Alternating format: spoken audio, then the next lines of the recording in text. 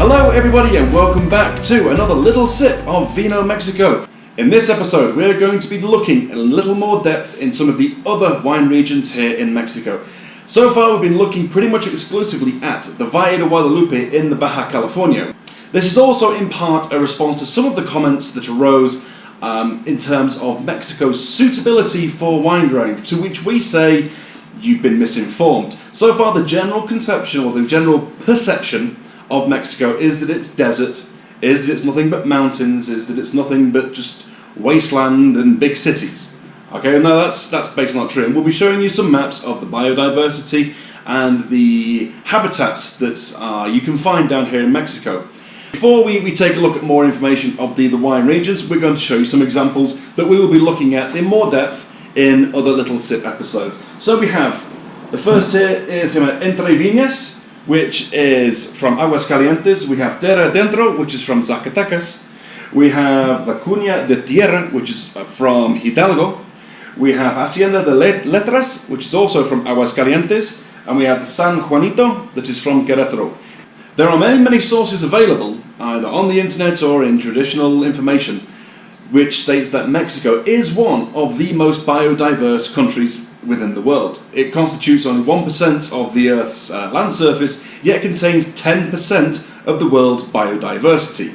So it is little surprise then that you will find areas and regions here that are suitable for wine growing, even though it is below the magical 30-degree parallel. So these are all central states within Mexico. So that is to say, if you imagine the Baja California over here with all of the Valle de Guadalupe wines, and Coahuila over here with Casa Madero, and you come down into the central region where the spine of the Sierra Madre Mountains is, this is where you will find Zacatecas, Hidalgo, Queretaro, and Aguacalientes. And we'll be looking again in more detail at those. But first we're going to be taking a little look at the actual biodiversity here in Mexico.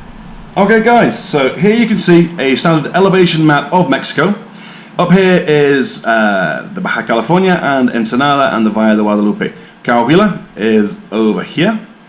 Okay, and this is the area in which we're talking, from Zacatecas down to Hidalgo, down to Aguacalientes, all in this area of the Sierra Madre Mountains. As you can see, it is a very high altitude. So even though the temperatures down here might be quite high, you still have to take into consideration the elevation factor, which does suppress the temperatures, making them more suitable for wine growing.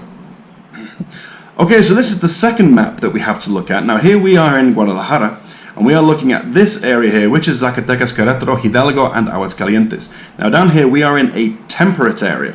Okay, so this is more like Europe, and it's essentially then heading from a temperate area over here near Aguascalientes into Zacatecas up here, and Querétaro and Hidalgo, sort of down here, heading towards Mexico City area. And this is basically temperate or a semi-arid area with a high elevation. So what does that say to you? I mean, we're starting to temperate, high elevation. Sounds pretty conducive to wine growing to me. Okay, this is the third map that we have to show you. And again, here we are over here in Guadalajara. So this area here is what they're calling a thorny scrub with fleshy plants and pasture area, heading up into thorny scrub, or perhaps down into the pine oak forest area. So again, we're talking forests, we're talking fleshy plants, we're talking grassland, we're talking a little bit of thorny scrub, okay, which is basically like a savanna grassland area. This again is all very almost European in texture, heading into perhaps regions like the Alsace and the Loire and areas like this. So forests, hills, pastures, fleshy plants, pine oaks, it all sounds very wine growy to me. Okay, so now we know a little bit more about the biodiversity down here in Mexico. Let's just take a little more in depth at the climates in each of the regions, in each of the states in which these wines are from. So the first one is Aguascalientes. Okay, so that's this one and this one here.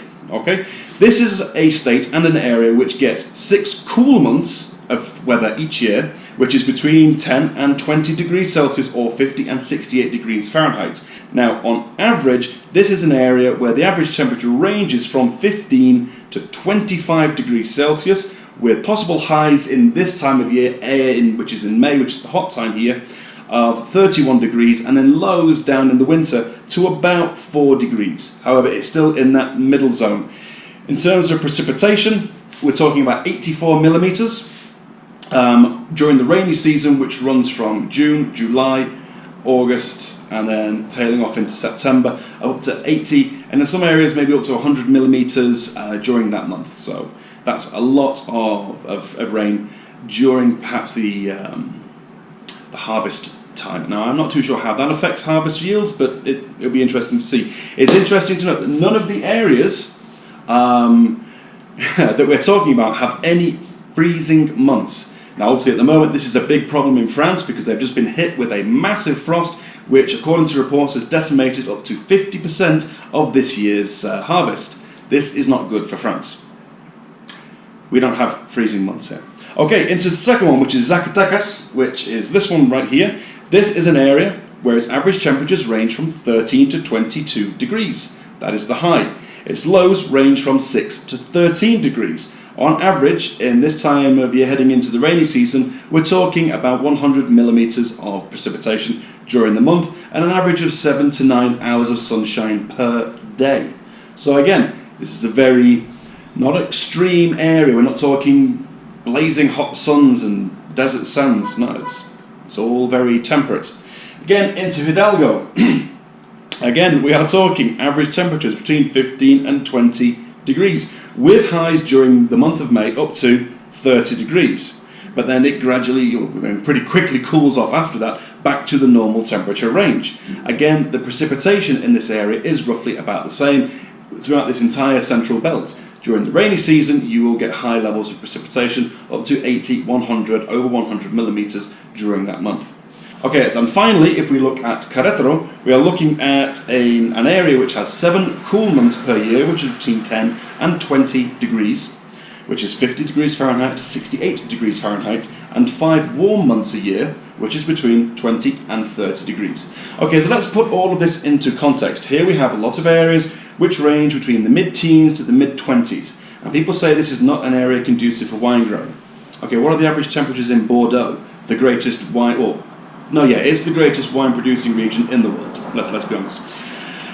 This is an area whose temperature range goes from between 10 and 25 on average degrees Celsius throughout the year. That's its low to its high, and its average ranges between 5 and 15, so it's a comparable temperature range.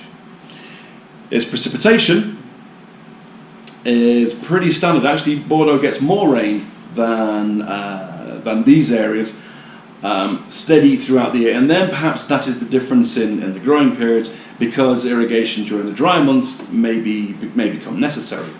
However, in terms of temperature, it is not a hot place comparatively in these areas.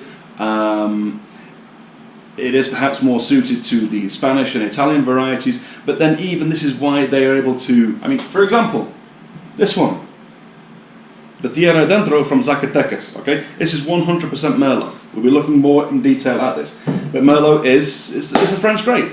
So this is why all of these grapes and all of the variety of the grapes are doing so well down here.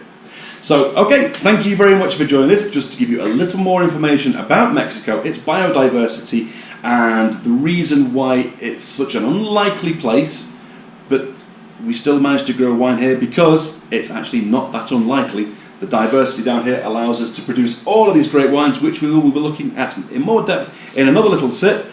So look out for that. Also look out for the main program here on Friday, where we'll be taking a trip to Eeny, Meeny, Miny, Mo, catch a wine by its toe. This Friday we are going to Hidalgo, which is the birthplace. This is from Dolores in Hidalgo, which is the birthplace of the Mexican independence struggle against the Spanish. So what better place to start our departure from the Valle de Guadalupe? Let us cry for freedom with a good Nebbiolo. Coming this Friday. So thank you to everybody who has joined us. Please, if you like this information, please like and subscribe. Hit the little bell button. Let us know what you think. We will be back soon with a little sip, and we will see you again on Friday for some more Vino Mexico.